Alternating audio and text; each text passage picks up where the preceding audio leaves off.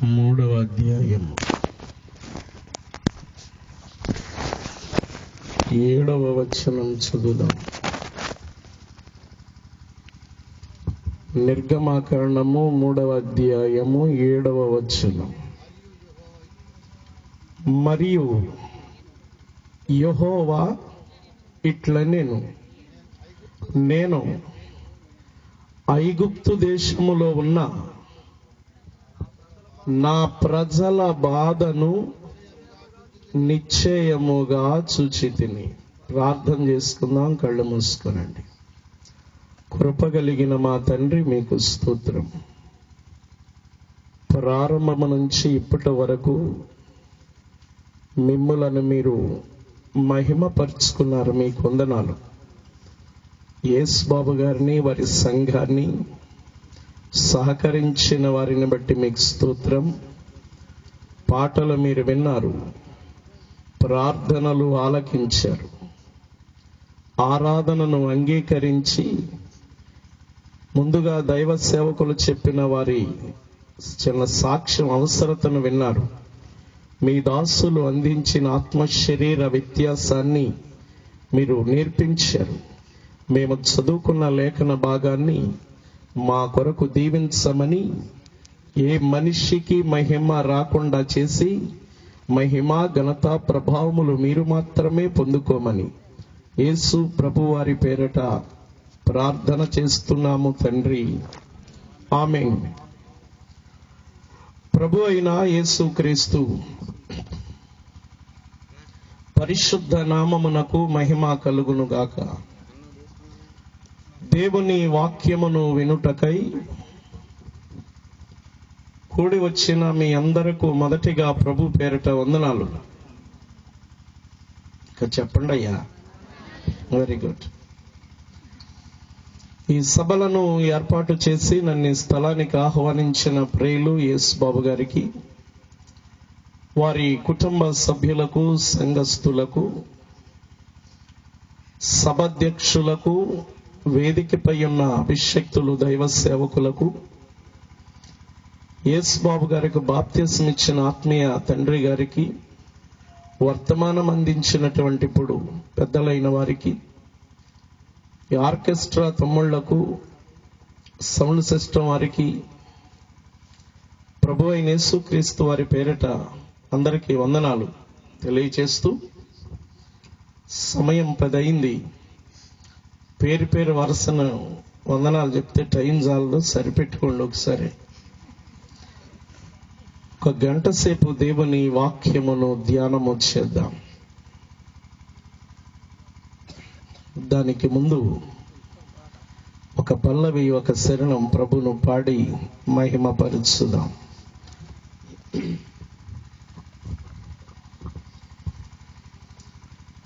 అందరాని ఆకాశన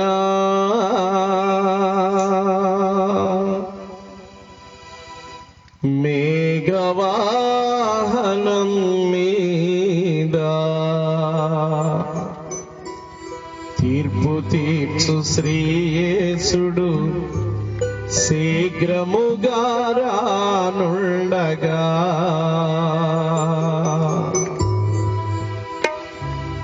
అందరాని ఆకాశాన మేఘవాహనం మీద తీర్పు తీర్చు శ్రీయేసుడు శీఘ్రముగా రానుండగా, తీర్పు తీర్చు శ్రీయేసుడు శీఘ్రముగా రానుండగా. అది నీకు తెలియదు, అది నాకు తెలియదు, ఈ భూమిలో మరి ఎవరికి తెలియని సమయం. అందరా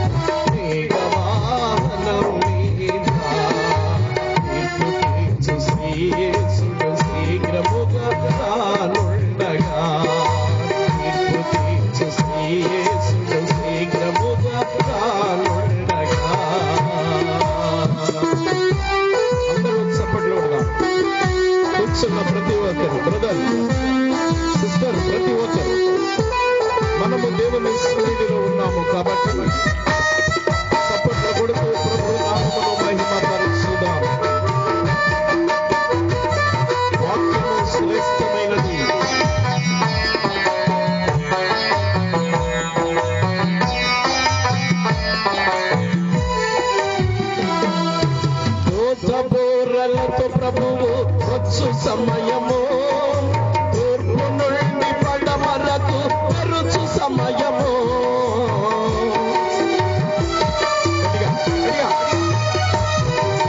దూతబూరలతో ప్రభువు వచ్చు సమయము, తూర్పు నుండి పడమరకు మెరుచు సమయము.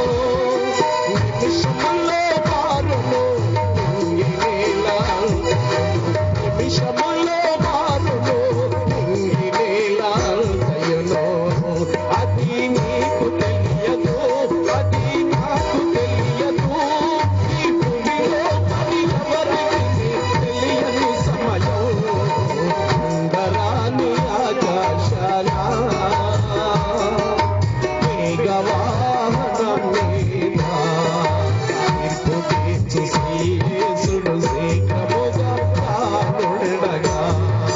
తీర్పు తీర్చు శ్రీయేసుడు శీఘ్రముగా రానుండగా. మరొక శరణు పాడి ప్రభువును మహిమపరచుదాం. దేవుడు మనకిచ్చిన గొప్ప భాగ్యమును బట్టి కూర్చున్న వాళ్ళందరూ ఉజ్జీవంగా ప్రభు సన్నిధిలో గడుపుదాం.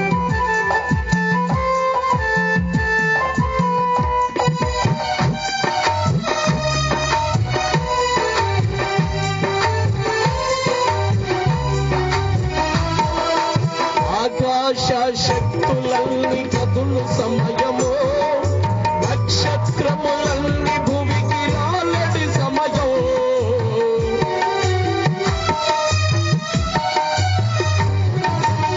ఆకాశ శక్తులన్నీ కదులు సమయము, నక్షత్రములన్నీ భూమికి రాలడి సమయం. ధరణి అంత తత్తరిల్లి గడగడవళిగే సమయం. ధరణి అంత తత్తరిల్లి గడగడవళిగే సమయం. అది నీకు తెలియదు, అది నాకు తెలియదు. ఈ భూమిలో మరి ఎవరికి తెలియని సమయం. ఉండరాని ఆకాశాల మేఘవాహనం మీద తీర్పు తీర్చు శ్రీయేసుడు శీఘ్రముగా రానుండగా. తీర్పు తీర్చు శ్రీయేసుడు శీఘ్రముగా రానుండగా. తీర్పు తీర్చు శ్రీయేసుడు శీఘ్రముగా. Praise the Lord. దేవుని మహాకృపను బట్టి గడచిన రాత్రి సమయానికి కృష్ణా జిల్లా గన్నవరం దగ్గర దేవుని వాక్యమును ప్రకటించడానికి ప్రభువారు కృప చూపారు. రేపు ఈ సమయానికి గుంటూరు జిల్లా రేపల్లిలో దేవుని వాక్యమును అందించాలి. ఈ విధముగా దైవ సేవకులమైన మేము ఆయా ప్రాంతాలలో తిరుగుతూ క్రీస్తును ప్రకటిస్తూ ఉండగా దైవ సేవకులు చెప్పినట్లుగా కొన్ని శరీరాలు మా వెనక, మా ముందు, మా చుట్టుప్రక్కల కూడా శత్రువులుగా పనిచేస్తుంటాయి. కాబట్టి ఆ శరీరం అనే శత్రువుల చేతిలో దైవ సేవకులంగా మేము పడకుండా బ్రతికి బట్టకట్టి ప్రభువును గణపరచు వాళ్ళంగా కొంతకాలం ఉండాలని మా కొరకు మీరందరూ ప్రార్థించాలని మనవి చేస్తూ ఈ చదువుకున్న ఒక్క మాట చెప్పి నా ప్రసంగానికి చివరి ప్రార్థన చేస్తా. నిర్గమకాండము 3వ అధ్యాయము 7వ వచనములో ఉన్న మాట తల్లి ఒక్కసారి చదవండి. యెహోవా ఇట్లనెను, నేను ఐగుప్తు దేశములోనున్న నా ప్రజల బాధను నిశ్చయముగా చూచితిని. ఈ మాట చెప్పి ముగిస్తా. పరిశుద్ధ గ్రంథములో దేవునిని గురించి మనము ధ్యానం చేస్తున్నప్పుడు ఎన్నో సంగతులు, ఎన్నో సంఘటనలు మనకు వినబడుతూ, కండ్లకు కనబడుతూ, మనకవి నేర్పిస్తూ ఉంటాయి. చాలా మంది అనుకునే మాట ఏంటంటే, ఆదివారం ప్రార్థనలు చేస్తున్నారు, శుక్రవారాలు ప్రార్థనలు చేస్తున్నారు, శనివారాలు ప్రార్థనలు చేస్తున్నారు, క్రిస్మస్, ఈస్టరు ఇట్లాంటి పండుగలు చేస్తున్నారు. ఇవన్నీ చాలవన్నట్లు మళ్ళా ఈ సభలేంట్రా? అర్థం కాని వాళ్ళకి అనేకమైన అనుమానాలు రావచ్చు. అనుమానము అనేది అర్థమైనోడికి రాదు, అర్థం కానోళ్ళకి వస్తుంది. అర్థము కాని వాళ్ళకు వచ్చే అనుమానాలు తీర్చటానికే సభలు. ఒకసారి హల్లేలూయా చెప్పండి. అందరూ వ్యర్థమైన వాళ్ళు అయితే అర్థం చేసుకునేది ఎవరండి? అందరికీ అర్థమైతే వ్యర్థుడు అనటానికి ఇంకెవడు ఉండడం. అందుకే ఈ సభలలో సంసారానికి, సంఘానికి, సమాజానికి చెప్పవలసిన సంగతులు కొన్ని దాచబడి ఉన్నాయి కాబట్టి వాటిని విపులంగా విడదీసి చెప్పటం కోసం సభలు ఖర్చు పెట్టి కష్టపడి బోధించవలసిన అవసరత మాకేర్పడింది. పైనుంచి మాకే పండు రాదు. అర్థం చేసుకునే వాళ్ళకి అన్నీ తెలుసు, ఆడిపోసుకునే వాడికి చెప్పినా అర్థం కాదు. ఎవరిచ్చినా మాకు అక్కర్లేదు. ఒకవేళ మాకు రావాలి అనంటే వాస్తవంగా పైనుండే రావాలి. ఎందుకంటే ప్రార్థిస్తున్న దేవుడు పైనే ఉన్నాడు కాబట్టి. ఈ రాత్రి కొన్ని సంగతులు తెలియచేస్తా.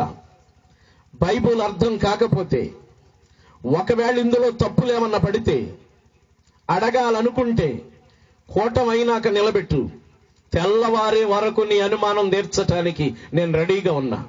నా దగ్గరికి వచ్చినా బాధ లేదు, నువ్వు కబురు చేసినా పర్లా, నేనే వస్తా. సత్యాన్ని ప్రకటించటానికి నీ ఎదుట తలవంచవలసిన అవసరత నాకు అవసరం లేదు. కొన్ని సంగతులలో మనిషి 60, 70, 80 సంవత్సరాల జీవితంలో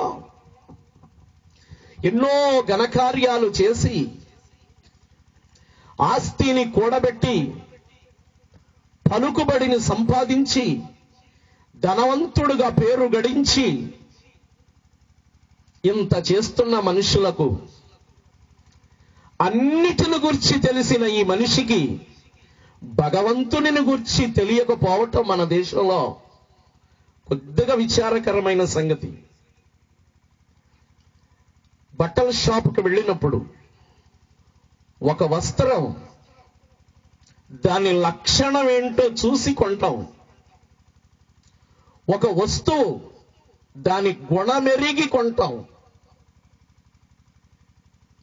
నేను మాట్లాడుతున్న ఫోనుకు ఒక గుణం ఉంది.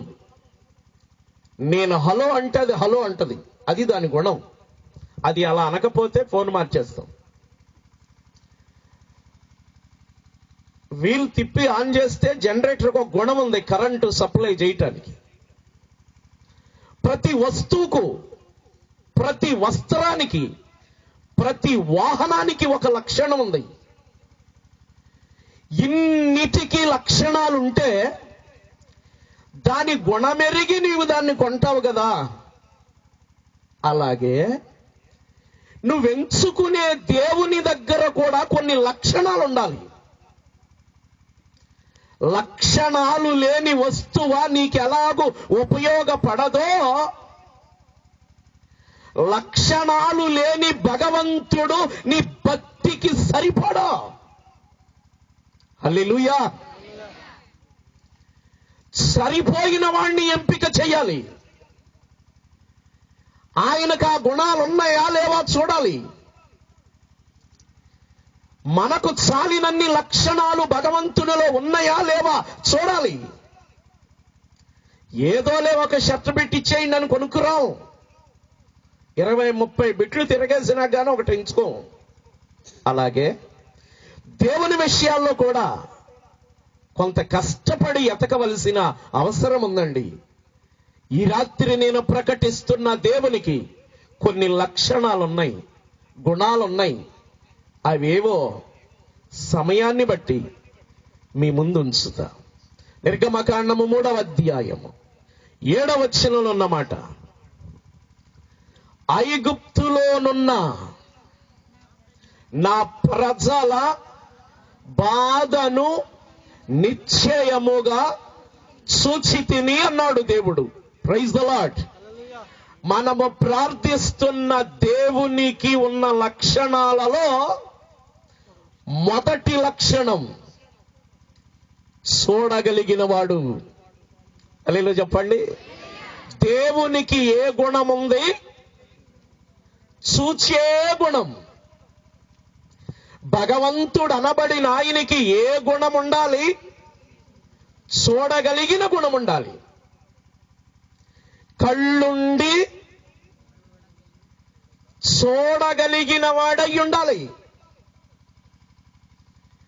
కళ్ళు లేనోళ్ళ ప్రస్తావన నాకు అక్కర్లేదు, నేను ఎత్తనా. కళ్ళు లేని వాళ్లను గురించి ప్రకటించేంత తీరిక నాకు లేదు. కన్నులున్న నా దేవుని గురించి చెప్పటానికి 24 గంటలు నాకు చాలటం లేదు. నేను ప్రకటిస్తున్న దేవుడెవరు? చూడగలిగిన వాడు. ఎవరిని చూస్తాడు?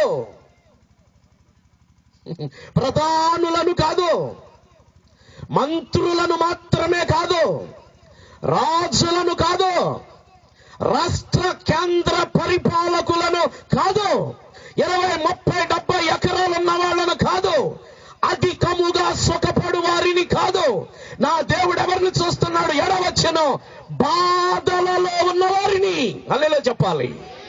ఎవరిని చూచాడు ఆయన? బాధలలో ఉన్న వారిని.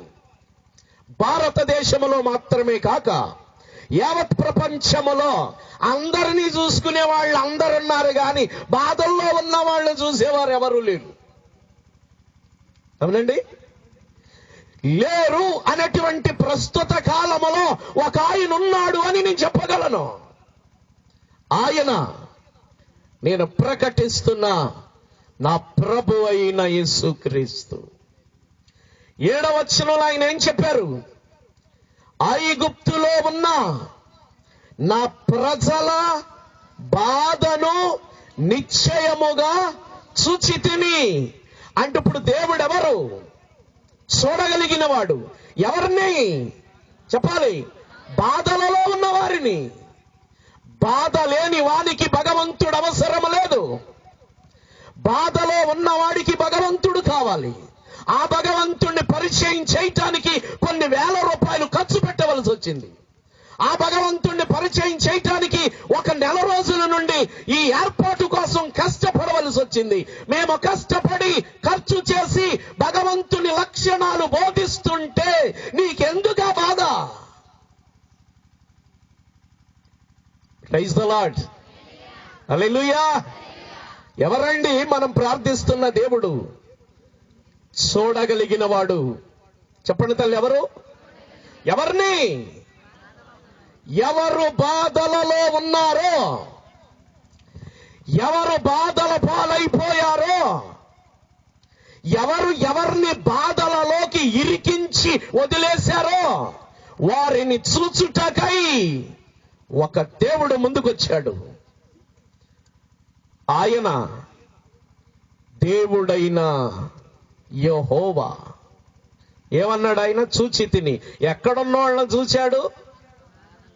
నన్ను చెప్పండి. ఐగుప్తులోనున్న నా ప్రజల బాధను. అంటే ఇప్పుడు దేవుని ప్రజలు ఎక్కడున్నారు? ఐగుప్తులో. ఐగుప్తు అనే మాటకు అర్థం ఏంటి? ఐగుప్తు. సరే, ఇది చెప్పరు కాబట్టి నేను చెప్తానేనండి. ఐగుప్తు రెండంతల ఇరుకు అని అర్థం. ఐగుప్తు అంటే రెండంతల ఇరుకు. అంటే ఇప్పుడు ఇశ్రాయేలీయులు ఎక్కడున్నారు? ఇరుకులో. ఐగుప్తు అంటే అర్థం ఏంటి? ఇరుకు. అంటే ఇప్పుడు ఆ ప్రజలు ఎక్కడున్నారు? ఇరుకులో. ఇరుకులో ఉన్న వారిని దేవుడు చూచాడు. హల్లెలూయా చెప్పాలి. విశాలంలో ఉన్న వాళ్ళని అందరూ చూస్తారు, అది వేరు. ఇరుకులో ఉన్న వాళ్ళని చూడాలి. ఆయన గొప్పడు. దేవుడు చెప్పాడు, నేను చూచి తిని అన్నాడు. చూచాను అన్నాడంటే ఒక వివరణ ఇస్తా మీకు, ఆలోచించండి. చూచేవానికి ఏముండాలి? ఏముండాలి చెప్పండి తల్లి? కళ్ళుండాలి. ఆ కళ్ళు ఏమై ఉండాలి? చూడగలిగినవై ఉండాలి. ఎన్ని కళ్ళుంటే సుఖమే ఉందండి చూడలేనప్పుడు. చూచువాడికి 2 చాలు. తెలుగులో ఒక సామెత ఉంది, చెప్పాలి. మనిషికొక,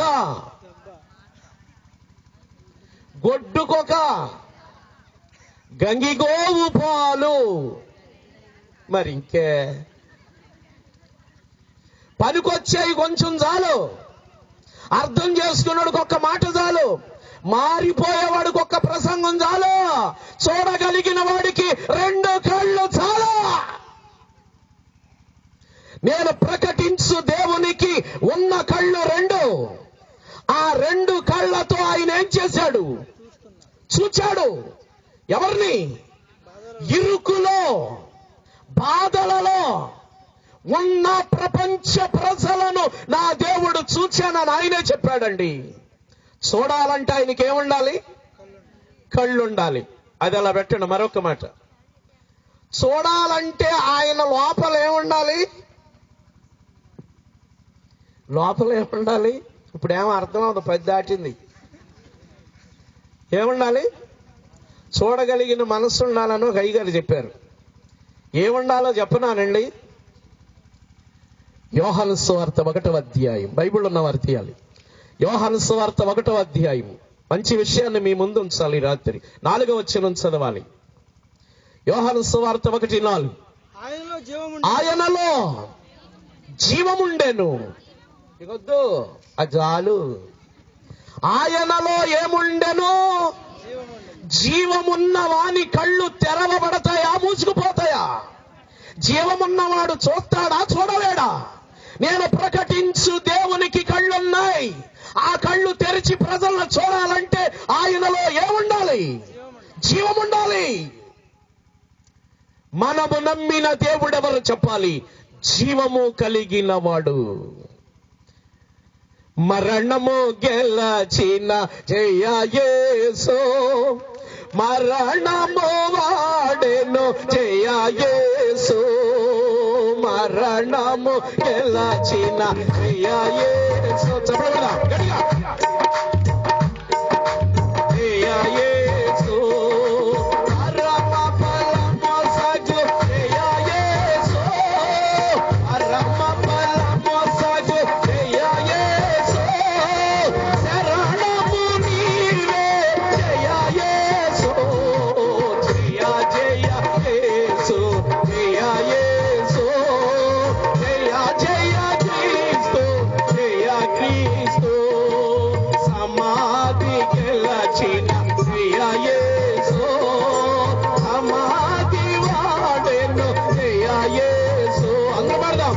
సమాధి గెలచిన. చప్పట్లు పడదాం. చేతులు దాడించి చప్పట్లు పడ్డారు. జయ యేసు, అమరము గెలచిన జయ యేసు, అమరము గెలచిన జయ యేసు, అమరమూర్తివి జయ యేసు, జయ జయ యేసు, జయ యేసు, జయ జయ క్రీస్తు, జయ క్రీస్తు, జయ జయ యేసు, జయ యేసు, జయ జయ క్రీస్తు, జయ క్రీస్తు.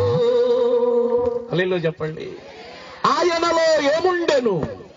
అందుకే ఆయన కళ్ళు ఏమయ్యను? చూడగలిగాను. జీవము లేని వాని కళ్ళు చూస్తాయా? చూడ. ఎవరైనా చచ్చిపోయినప్పుడు అక్కడ పడుకోబెట్టినప్పుడు ఏడవపోతే బాగోదని అందరం ఏడుస్తాం. ఏడవటం వల్ల ప్రయోజనం లేదని ఏడుచోళ్ళకు కూడా తెలుసు. ఆయన రాడని తెలుసు. ఒకవేళ వచ్చిన ఆడితో పడలేమని తెలుసు. హల్లెలూయా చెప్పండి. ఆయనకి ఏడవకుండా ఉండలేము. అందరూ ఎడుతున్నారు, మనం ఏడవపోతే బాగోదని. ఏడుస్తూ ఉండగా కొన్ని మాటలు ఇక ఎక్కడ రావా, ఏడిసేటప్పుడే వస్తాయి అవి కూడా. ఒక్క మాట అన్నా చెప్పకుండా వెళ్ళిపోయావయ్యా, నా చిన్న కొడుకు అని కలవట్లాడిపోయాడు అయ్యా, ఇదిగో నీ చిన్న కొడుకు వచ్చాడు, ఒక్కసారి కళ్ళు తెరివయ్యా. అప్పుడు మాటలు ఎట్టాగుంటాయి. నీ చిన్న కొడుకు వచ్చాడు, ఒకసారి కళ్ళు తెరివయ్యా ఏడిచేటప్పుడు. ఆ చచ్చిపోయినోడు నా చిన్న కొడుకు వచ్చాడా, ఎప్పుడు వచ్చాడు అదని ఒకసారి తెలిసాడు అనుకోండి, ఆడి కళ్ళు మూసుకునేదాకా పడతానే ఉంటారు. అప్పుడు అక్కడ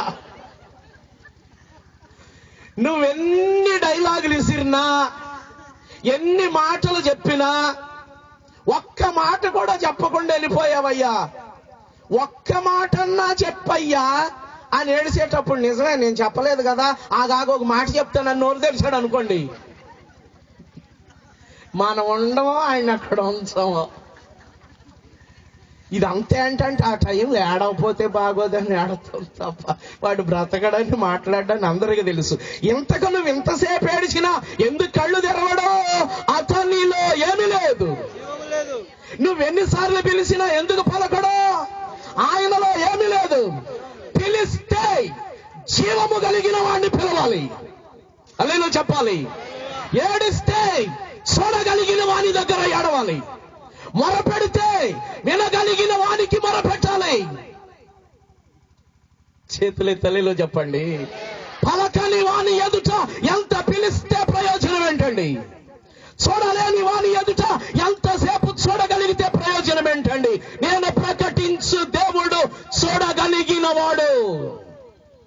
బాధలలో ఉన్నవారిని, ఇరుకులో ఉన్నవారిని, పరో రాజు చేతిలో 430 సంవత్సరాలు బానిసలుగా నలిగిపోయిన వారిని నేను ప్రకటించు దేవుడు చూచాడు. ఆయనలో ఉన్న లక్షణాలలో మొదటి లక్షణం చెప్పండి, చూడగలిగిన వాడు. అవునండి? ఎవరిని చూస్తాడు? బాధల్లో లేని కూడా చూస్తాడు. ఇక ఆడ కోసమే కాదు అది. ఎవరిని చూస్తాడు? ఈ మాటకు చిన్న సమాధానం చెప్పాలి. దేవుడు ఎవరిని చూస్తాడు? నేను చెబుతున్నా, అందరినీ చూస్తాడు. ఎప్పుడు చూస్తాడు? ఎప్పుడైనా చూస్తాడు. ప్రాంతంలో కాదు, ఎప్పుడైనా చూస్తాడు. ఎక్కడ చూస్తాడు? నువ్వు ఎక్కడున్నా చూస్తాడు. ఏం చూస్తాడు? నువ్వేం చేసినా చూస్తాడు. అలా చెప్పండి. ఎవరినైనా చూస్తాడు, నువ్వేం చేసినా చూస్తాడు, ఎప్పుడైనా చూస్తాడు, ఎక్కడైనా చూస్తాడు, నువ్వేం చేస్తున్నా చూస్తాడు. ఎందుకో చెప్పనా? అసలు ఆయనకున్న మొదటి లక్షణం చూడగలిగిన వాడు. అందుకే పూర్వకాలంలో శంకరాభరణం రాగం మీద ఒక పాట ఉండేది, ఇప్పుడు వాళ్ళకి రావయ్యి. నేను వాడినారా అది మీకు నేర్పిద్దామన్నా ఈ రాత్రి చాల్లో. సకలం చూచేడి దేవుని కంటికి చాటుగా జరిగేడి పని ఏది. నేను పాట మొదలెట్టా, నువ్వు తబలా కొట్టన్నా ఆయన్ని కాదు, నన్ను అనలేదుగా. ఇది మాత్రమే నవ్వుతారేమల్లా పక్కగా కాదండి. పాట మొదలెట్టా, తబలా కొట్టి అన్నానా? అనలా. అనపోయినా మొదలెట్టాడంటే నేను పాట పాడేటప్పుడు తబలా కొట్టాలని ఈయనకన్నా తెలిసింది కానీ మరి ఆటికొచ్చారు నాకేం అర్థం అవ్వలేదండి. సకలం చూచేడి దేవుని కంటికి చాటుగా జరిగేడి పని ఏది. సకలం చూచేడి దేవుని కంటికి చాటుగా జరిగేడి పని ఏది. ఇక నీ చెవి గుసగుసలన్నీయు విని ప్రకటన చేసేది ప్రభువున్నాడని ఎరిగి చెడి పోతివి మనసా. ఇక నీ దీకెవ్వరు చెప్పుమా. ఎరిగి చెడి పోతివి మనసా. ఇక నీ దీకెవ్వరు చెప్పుమా. హల్లెలూయా. సకలం చూడగలడు ఆయన. కోటానికి వచ్చినా చూస్తాడు, కోటానికి రాపోయినా చూస్తాడు, వాక్యం చదివే వారిని చూస్తాడు, అంశం రాసుకునే వాళ్ళని చూస్తాడు, బైబుల్ అంక చూసే వాళ్ళని చూస్తాడు, నా అంక చూసే వాళ్ళని చూస్తాడు, వినే వాళ్ళని చూస్తాడు, వింటున్నట్టుగానే ఉంటూ నిద్రపోయి పడి చూస్తాడు. చెప్పండి, చూడలేనిదంటూ ఏది లేదు నా దేవుని దగ్గర. అందుకనే తల్లి దేవుడు ఎవరు చెప్పాలి? చూడగలిగిన వాడు, బాధలలో ఉన్న వారిని చూడగలిగిన వాడు.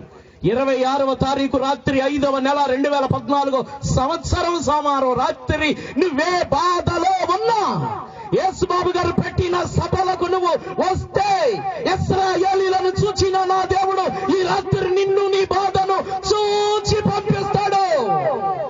అలానే చెప్పాలి. చూడగలిగిన వాని దగ్గరకు రండి తల్లి రేపు రాత్రి కూడా. ఖాళీ లేక ఒక రాత్రి ఇచ్చాను ఆయనకి. చూడగలిగిన నా దేవుని దగ్గర గంట కూర్చున్నా చాలండి. అందుకనే ఒక అమ్మాయి ఆ దేవునికి ఒక పేరు పెట్టింది. నీ పేరు ఏమిటో ఎరుగనయ్యా, నా పేరుతో నన్ను పిలిచావయ్యా. నీ పేరు ఏమిటో ఎరుగనయ్యా, నా పేరుతో నన్ను పిలిచావయ్యా. చూచుచున్న దేవుడవయ్యా, నన్ను చూచినావు. చూచుచున్న దేవుడవయ్యా, నన్ను చూచినావు. హల్లెలూయా. దేవుడు ఎవరు తల్లి? చూడగలిగిన వాడు. ఆయనకున్న లక్షణాలలో మొదటి లక్షణం ఏంటి? ఎవరినైనా చూస్తాడు, ఎప్పుడైనా చూస్తాడు, తమరెక్కడున్నా చూస్తాడు, నువ్వేం చేసినా చూస్తాడు. మన జీడి తోటలోకి వెళ్ళి పక్కోళ్ళ గింజలు ఏరుకొస్తే చూడ్డా చూస్తాడండి. కోటానికి వచ్చి పాటల పుస్తకం ఎత్తుకెళ్ళిపోతా చూడ్డా. వాళ్ళ పేపర్ చింపేస్తే మాత్రం కవర్ తీసేసి ఇంకో బైబుల్కి నీ కవర్ వేసుకుంటా చూడ్డా చూస్తాడు. చూచే దేవుని ఎదుట మానవ చేష్టలు పనికిరావు. రెండో లక్షణాన్ని చూద్దాం. నిర్గమకాండం 3వ అధ్యాయము 7వ వచనం కంటిన్యూ చేయాలి. ఆఖరి వరకు అదే చదవాలి. 3:7 త్వరగా. మరియు యెహోవా ఇట్లానేను, అది అంతా అయిపోయిందిగా, టైం లేదు. నేను నా ప్రజల బాధను నిశ్చయముగా చూచి తిని పనులలో తమ్మును కష్టపెట్టు వారి బట్టి వారు పెట్టిన మొరను వింటిని. చాలు. రెండవ లక్షణం ఏంటి? వినగలిగిన వాడు. దేవుడు ఎవరండి? వినగలిగిన వాడు. ఒకటి, చూడగలిగిన వాడు. ఎవరినైనా చూస్తాడు. ఎప్పుడు చూస్తాడు? ఎప్పుడైనా చూస్తాడు. ఎక్కడ చూస్తాడు? నువ్వెక్కడున్నా చూస్తాడు. ఏం చూస్తాడు? నువ్వేం చేసినా చూస్తాడు. రెండవది, దేవుడు ఎవరు? వినగలిగిన వాడు. హల్లెలూయా చెప్పాలి. వింటిని అన్నాడు అంటే ఇప్పుడు ఆయనకి ఏమున్నట్టు? చెవులున్నాయి. ఆ చెవులు ఏం చేస్తున్నాయి? వినగలుగుతున్నాయి. చెవులు పనిచేసినాయి అంటే, కళ్ళు పనిచేసినాయి అంటే, చూడగలిగి వినగలిగాడు అని అంటే ఆయనలో ఏముండెనో. నమ్మటం ఆలస్యమైన బాధ లేదు, కానీ ఇలాంటి వాడిని నమ్మాలి. భక్తి చేస్తే లేట్ అయినా బాధ లేదు, కానీ అలాంటి వాడి దగ్గర చెయ్యాలి భక్తి. చూడగలిగిన వాని ఎదుట చెయ్యాలి. వినగలిగిన వానిని పిలవాలి. తెలుగులో ఒక సామెత ఉంది, చెమిటి వాని యొద్ద శంఖంబూదినా.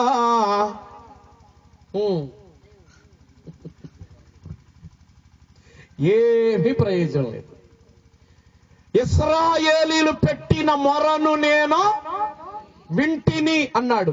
దేవునికున్న లక్షణాలలో నెంబర్ 2 వినగలిగినవాడు. అడుగుడి మీకు, తట్టుడి మీకు. అడుగు ప్రతివాడు నాకు మొర పెట్టండి మీకుత్తరం ఇస్తానన్నాడు ఆయన కదండి. అంటే దేవుడెవరు? వినగలిగినవాడు. చూడగలిగిన దేవునికి చెవులు కూడా పనిచేస్తున్నాయి. బ్రతికిన దేవుడు, జీవమున్న దేవుడు, చచ్చిపోయి సమాధిలో మిగిలిపోయిన వాడు కాడు. ఇశ్రాయేలీయులు పెట్టిన మొరను ఆయన విన్నాడు.